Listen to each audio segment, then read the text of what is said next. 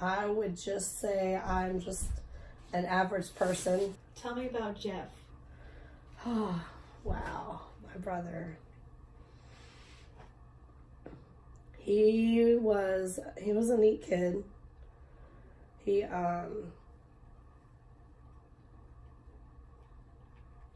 loved to play soccer. He loved all of our animals that we had. He took care of a lot of them. At one point, we had like 6 dogs and 12 cats.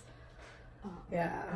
Oh my God. Gracie was his favorite. That was our first bull terrier. That was my sister's. He loved FSU because I loved FSU. He was just an average student until he got to middle school.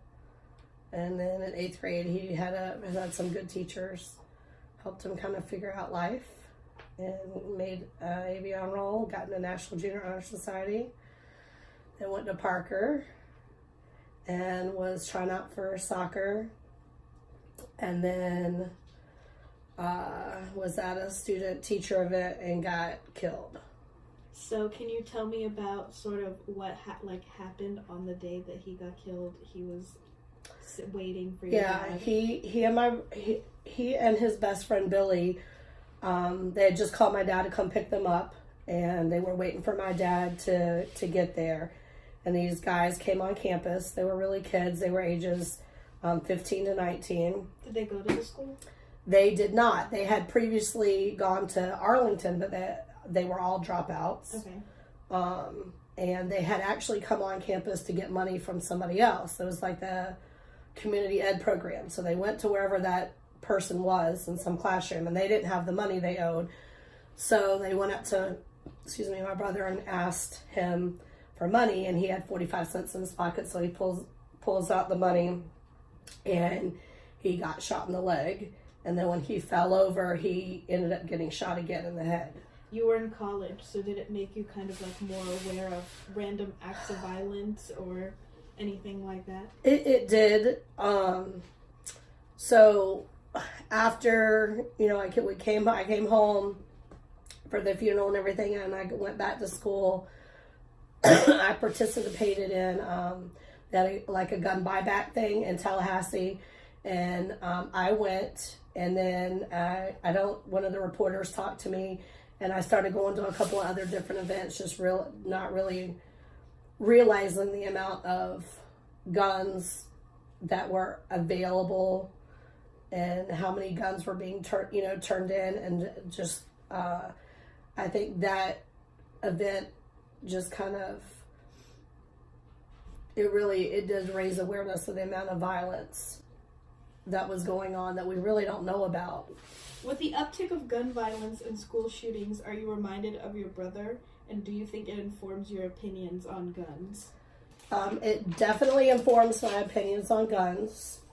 And when things happen at school or at other schools, I always share it with my students, my story about Jeff, just to make them aware.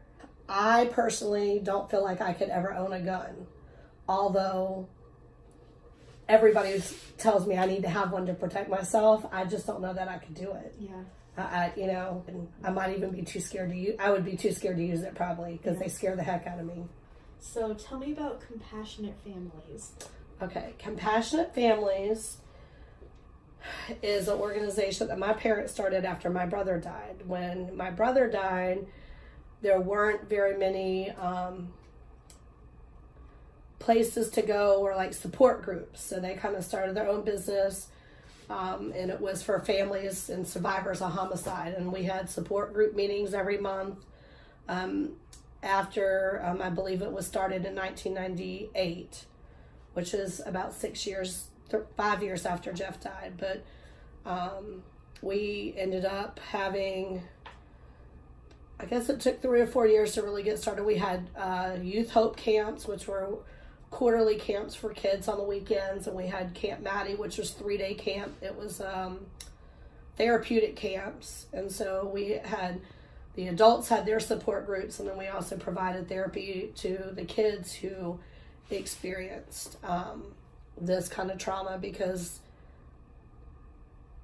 dealing with a loss, whether it was cancer or a murder or unsolved homicide or whatever, is something that nobody else can understand except for someone else who's gone through it. So it really is therapeutic all the way around for people to get together and talk about it, talk about their stories and how to deal with grief. So do you think your experience with losing Jeff and then seeing how your parents met people and coped with his death informed your approach to children and teaching? Definitely, because I feel that the way that I handle children and what I've learned from my parents and through this experience sets me apart from others, because I very specifically look at that whole child, what they've gone through, how it impacts them daily, and then I can adjust myself in teaching if I have to.